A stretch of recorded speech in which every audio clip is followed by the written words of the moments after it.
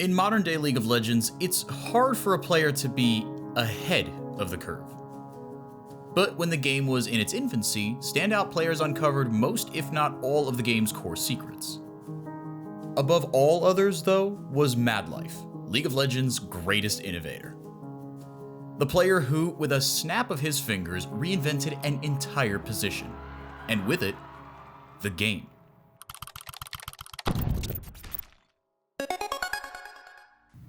Back in the early days of League of Legends, there was a pro at almost every position that average everyday players could look up to, regardless of what position they played. Top laners could look up to the likes of Flame and Shy, amateur mid laners could fawn over players like Xpeke and Toys, and junglers had Insec. The role didn't have many big names to tout, and most were relegated to the support role to fill when needed. To put it simply, support just wasn't sexy. There were no outplays to be made, and there were no game-changing moments to be had. During the 2012 season, two of the most dominant champions at the support position were Nunu and Sona, dedicated healers that, frankly, were not up Madlife's alley. He tended to prefer playmaking champions like Blitzcrank and Alistar.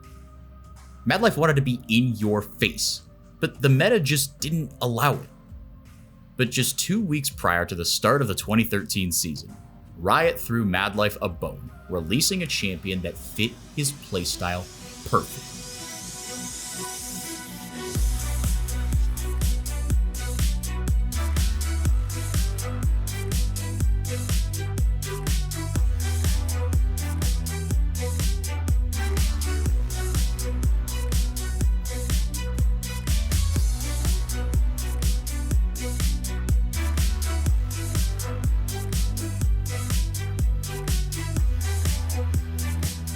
Welcome to the League of Legends Champion Spotlight, featuring Thresh, the Chain Warden. What a delightful agony we shall inflict. Thresh was different from any previous support champion that Riot had released.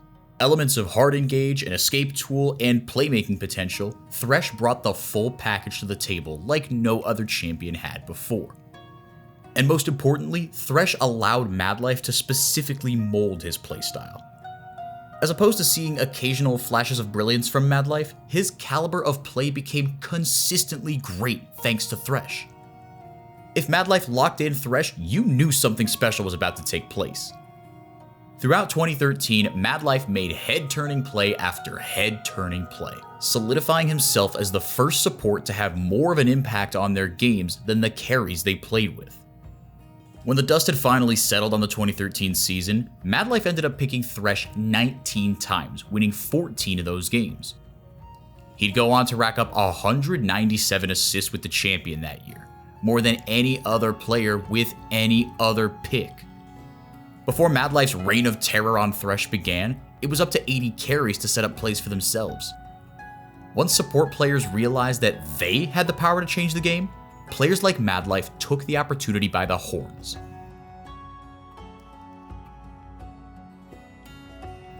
In Thresh, support players across the world had a champion with enough agency and tools to make plays on their own, and Madlife schooled all of them on exactly how to play it.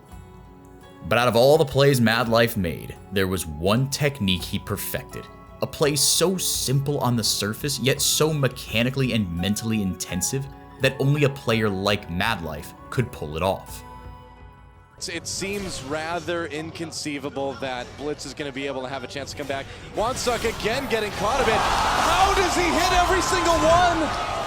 How is that possible?